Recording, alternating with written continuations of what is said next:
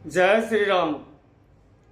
ज्ञान पथ के इस पथ पर आप सभी लोगों का स्वागत है। मित्रों, अक्सर एक प्रश्न उभर कर सामने आता है कि जो धर्म कर्म कम कर रहे हैं, नहीं कर रहे हैं, वो ज़्यादा सुखी हैं, और जो धर्म कर्म को कर रहा है वह कम सुखी है। यदा कदा ऐसे प्रश्न सामने आते रहते हैं। इन्हीं संपूर्ण प्रश्नों का उत्तर ढूंढने के लिए ज्योतिष शास्त्र में एक संपूर्ण भाव ही है, चतुर्थ भाव। ज्योतिष शास्त्र किसी भी व्यक्ति के संपूर्ण जीवन चरित्र को काल चक्र के माध्यम से जानने के लिए 12 अलग अलग भावों में बांटा गया है, और उन 12 भाव कह लें, 12 स्थान कह लें, 12 घर कह लें, जो सुगम लगे, जो सरल लगे, इन्हीं 12 स्थानों से संपूर्ण जीवन के बारे में जाना जाता है। और इसी में एक भाव होता है, चौथा घर का, जिसे सुख भाव ही कहा जाता है।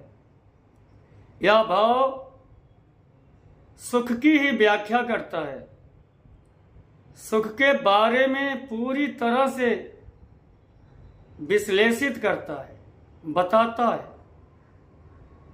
और इसी भाव के माध्यम से, जिसको ज्योतिष ने सुख भाव कहा है, हम जानने की कोशिश करते हैं कि आखिर सुख है क्या, सुख का मूल कौन है, सुखी कौन है,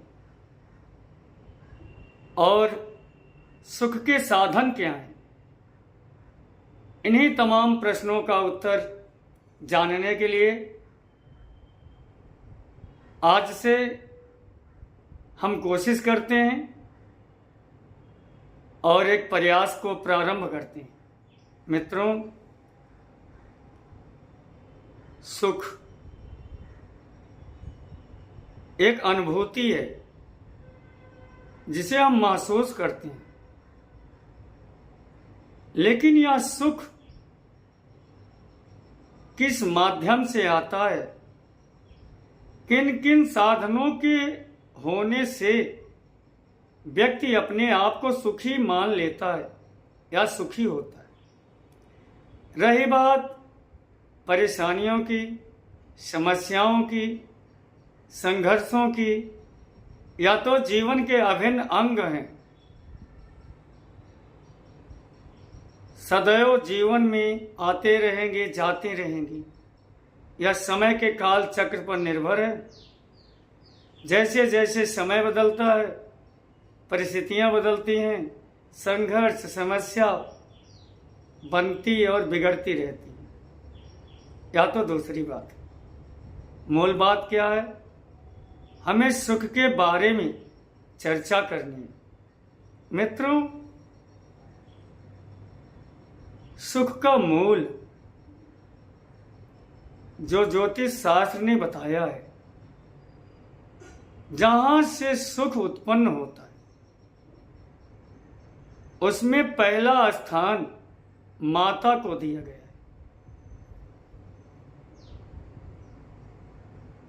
जिनकी माता बहुत अच्छी है, मां बहुत अच्छी है,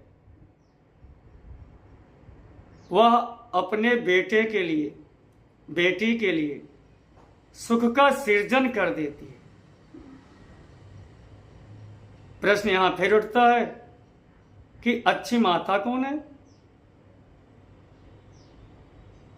इसका उत्तर तो बहुत विस्तृत है आगे मैं चर्चा भी करूंगा, लेकिन अभी संक्षेप में, कम शब्दों में बड़ी बात रखने का प्रयास करता हूं।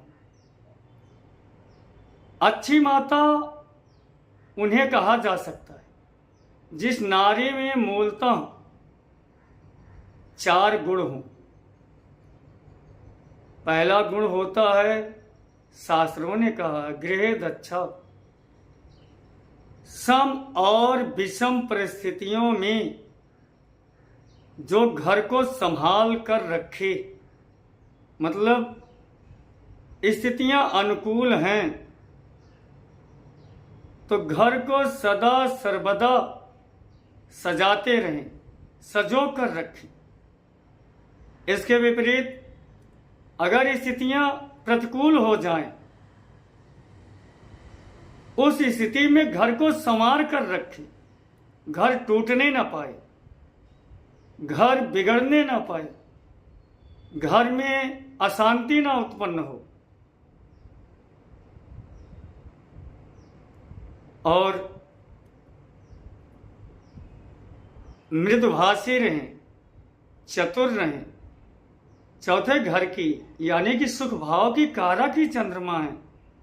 चंद्रमा के गुण हैं शीतलता, शांति, चतुर। तो माता चतुर रहे। चतुर होने का मतलब बहुत पढ़े लिखे होने से ही नहीं रहता।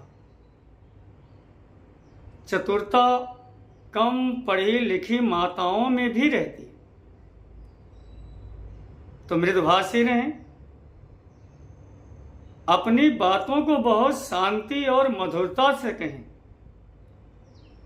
घर के सभी लोगों का सम्मान करें, वो बूढ़े लोग हों, बुजुर्ग लोग हों, छोटे हों, बड़े हों, सबके साथ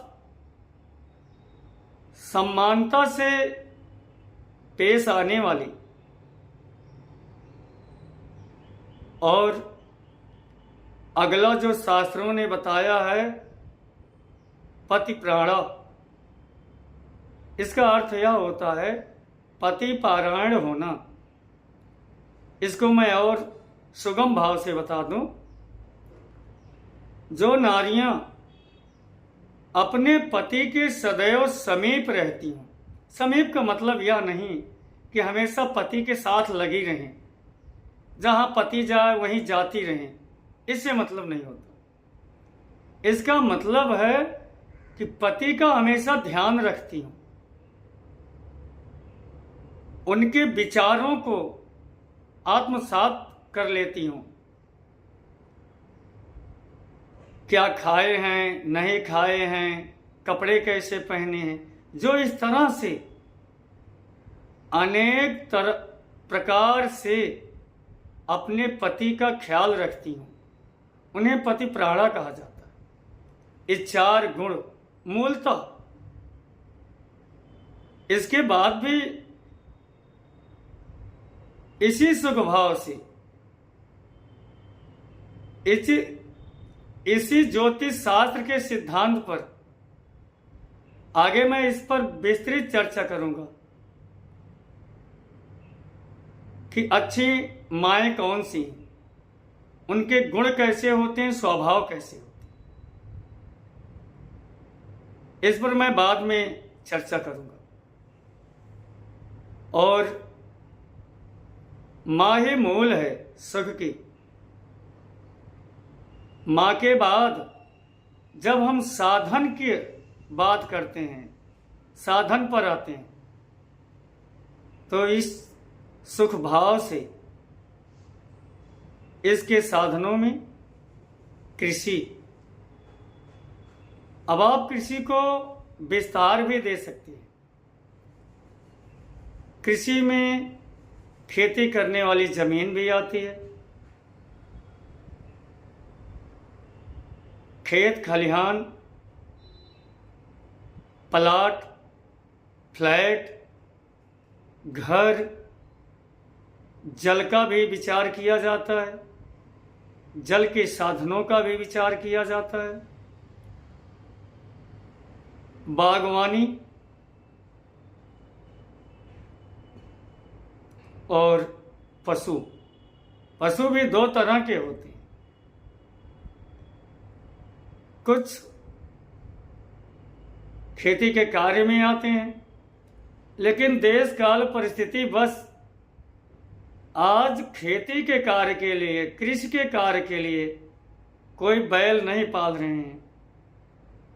समय बस ट्रैक्टर आ गए हैं। इस पर हम और बड़ी चर्चा करेंगे। गाय भैंस स्थान बस, परिस्थिति बस अब पाले नहीं जा सकते। तो इसका अर्थ आप इससे लगा लें कि दूध, दही, घी, पनीर सबकी व्यवस्था रहे खाने के लिए, भोजन की सभी सामग्रियां रहें, और पशुधन में हाथी और घोड़े का, ऊंट का, खच्चर का, गधे का भी विचार किया जाता है। आज की परिस्थिति में इन्हें आप BMW, मर्सिडीज, ट्रैक्टर, ट्रक आने जाने के साधनों से लगा सकते हैं। इन सभी को सुख के साधन के रूप में जाना जाता है। जहां ये सब एक साथ संगम कर जाएं, खाने पीने की कोई कमी न रहे, रहने के लिए अच्छा घर रहे, उस घर में चतुर, मृदुभाषी और सभी के सम्मान करने वाले लोग रहें, माता बहुत अच्छी रहे, इन सब का जहां संगम हो जाता है वहीं सुख होता है।